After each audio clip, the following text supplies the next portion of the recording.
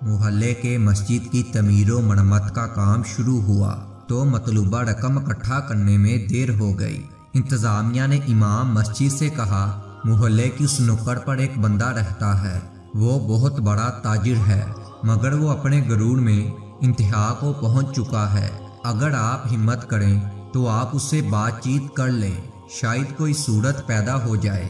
امام صاحب نے حامی بھر لی اور ایک دن شام کو جا کر اس کے دروازے کو کھٹکایا۔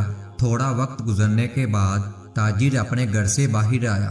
امام صاحب نے اسے اپنے آنے کی وجہ بتائی تو وہ غصہ ہو گیا اور امام صاحب کو بولنے لگا، ایک تو تمہارے اسپیکر کے چلنے کی وجہ سے ہمارا سکون برباد ہے، اور اوپر سے تم ادھر آ پہنچے ہو، کیا دوسرے محلے دار مر گئے ہیں جو مجھ سے چندہ لینے آ گئے ہو؟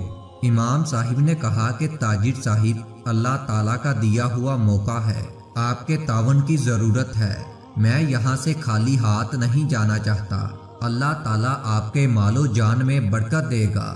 اس تاجر نے امام صاحب سے کہا، اپنا ہاتھ لاؤ، میں تمہیں چندہ دیتا ہوں۔ امام صاحب نے جیسے ہی اس کی طرف ہاتھ بڑھایا، اس تاجر نے امام کے ہاتھ پر تھوک دیا۔ امام صاحب نے بسم اللہ پڑھ کر یہ تھوک والا ہاتھ اپنے سینے پر مل لیا اور اپنا دوسرا ہاتھ اس تاجر کی طرف بڑھاتے ہوئے کہا، یہ امداد تو میرے لیے ہوگی، اب اس والے ہاتھ میں اللہ تعالیٰ کے لیے امداد رکھیں۔ اس تاجر کو یہ بات نہ جانے کے کہاں جا لگی، وہ فوراً استغفار استغفار کہنے لگا۔ کچھ وقت گزرنے کے بعد وہ شرمندہ اور دھیمے لہجے میں بولا کہ آپ کو کتنے پیسے درکار ہیں؟ امام صاحب نے کہا، آپ 3 لاکھ روپیہ دے دیں۔ تاجر نے امام صاحب سے کہا، میں نے آپ سے یہ پوچھا ہے، آپ کے اس پروجیکٹ کے لیے کتنے پیسے درکار ہوں گے؟ امام صاحب نے کہا، ہمیں پورے کام کے لیے 8 لاکھ روپے کی ضرورت ہے۔ تاجر اپنے گھر کے اندر گیا اور ایک چیک بنا کر لایا، امام صاحب کو دیتے ہوئے کہا، آج کے بعد مسجد کا جو بھی خرچہ ہوگا وہ مجھ سے لے لینا۔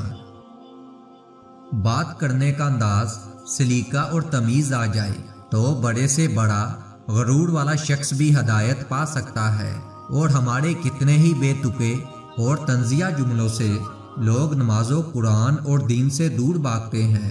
اگر کسی سے بات چیت کرنی ہے تو اچھے انداز اور اچھے اخلاق میں کریں۔ کسی نے کیا خوب کہا تھا، افسوس ہے کہ طوطا مرچ کھا کر بھی میٹھے بول بولتا ہے، اور انسان میٹھا کھا کر بھی کڑوے بول بولتا ہے۔